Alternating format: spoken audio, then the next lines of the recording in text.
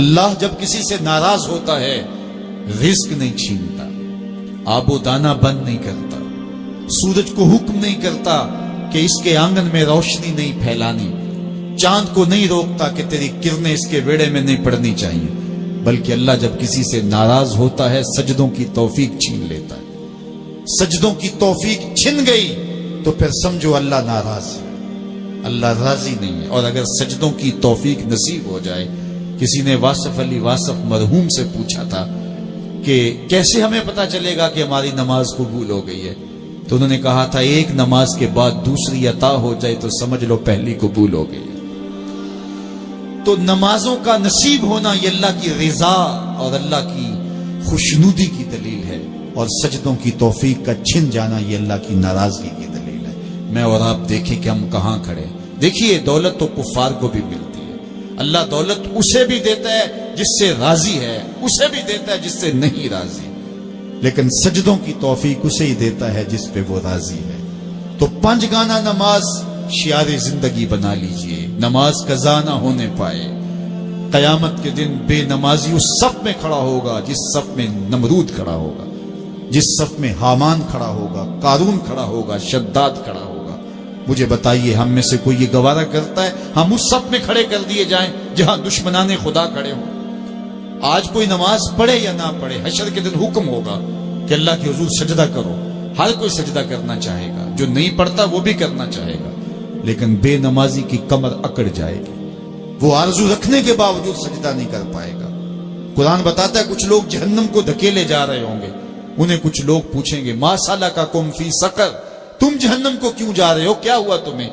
تو وہ جواب میں کیا کہیں گے؟ لم نکو من المصلین، ہم نماز نہیں پڑھا کرتے تھے۔ سب سے پہلا حساب قیامت کے دن جو بندے سے لیا جائے گا وہ نماز کا لیا جائے گا۔ پہلا سوال بندے سے یار چڑیاں بھی رب کی تسبیح بولیں اور اشرف المخلوقات سویا رہے، جب صبح کا وقت ہوتا ہے حشرات الارض بھی بلوں سے نکل کے رب کی تقدیس کے ترانے پڑھ رہے ہوتے ہیں، درختوں کی شاخوں پہ چڑیاں پرندے وہ بھی اللہ کی تقدیس کے ترانے پڑھ رہے ہوتے ہیں، حشرات الارض بھی اس کی تقدیس کے گیت گا رہے ہوتے ہیں، اور اشرف المخلوقات خراٹے لے رہا ہو، اس سے بڑی بد نصیبی کیا ہو سکتی ہے؟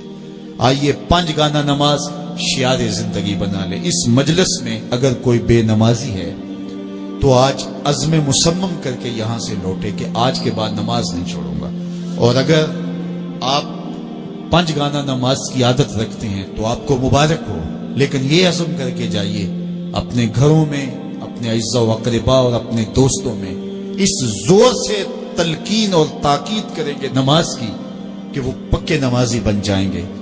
بندہ بندگی سے سجتا ہے، زندگی آمد برائے بندگی، زندگی بے بندگی شرمندگی۔ اگر زندگی میں بندگی نہیں تو زندگی کے پلے ہے کیا؟ علماء نے لکھا ہے کہ یہ سارے درخت حالت قیام میں ہیں، چوپائے حالت رکوع میں ہیں، مینڈک تشہد میں ہے، اور حشرات الارض سجدے میں ہے، اور انسان اشرف المخلوقات ہے۔ اس کی عبادت میں درختوں کا قیام بھی رکھا گیا، اور رکوع بھی رکھے گئے، اور سجدے بھی رکھے گئے، اور قعدے بھی رکھے گئے، اس لیے تاکہ اس کی عبادت تمام مخلوقات کی عبادات کی جامع بن جائے۔ لیکن اس کے باوجود اللہ کے حضور سجدہ ریز ہونا پسند نہ کرے تو بتائیے کیسے رحمتیں اس کے اوپر کریں گی؟ خوش نصیب تو وہ ہیں جو 5 گانا نماز ادا کرنے کے بعد تہجد بھی قضا نہیں ہونے دیتے، سجدوں سے اللہ کے حضور حاضری پیش کرتے ہیں۔ سب سے زیادہ بندہ اللہ کے اس وقت قریب ہوتا ہے جب سجدے میں سر رکھا ہوا ہوتا ہے۔ انسان کے اشرف اعضاء اس کے سر میں ہیں، بولنے کی قوت زبان سر میں، دیکھنے کی قوت آنکھیں سر میں، سونگنے کی قوت ناک سر میں، چکھنے کی قوت زبان سر میں، سننے کی قوت کان سر میں، سوچنے کی قوت دماغ سر میں، اور سر مالک کے در پہ۔ ناک بھی رگڑ رہا ہے، پیشانی بھی رگڑ رہا ہے، اور زبان سے کیا کہہ رہا ہے؟ سبحان ربی الاعلی، مالک مجھ سے نیچے کوئی نہیں، تیرے سے بالا کوئی نہیں۔ انسان کو بندگی کا ذوق جب نصیب ہو جاتا ہے، جب اس کے حضور بندہ جھکنے لگ جاتا ہے تو پھر وہ کسی کے آگے نہیں جھکتا۔ وہ ایک سجدہ جسے تو گراں سمجھتا ہے 1000 سجدے سے آدمی کو دیتا ہے نجات۔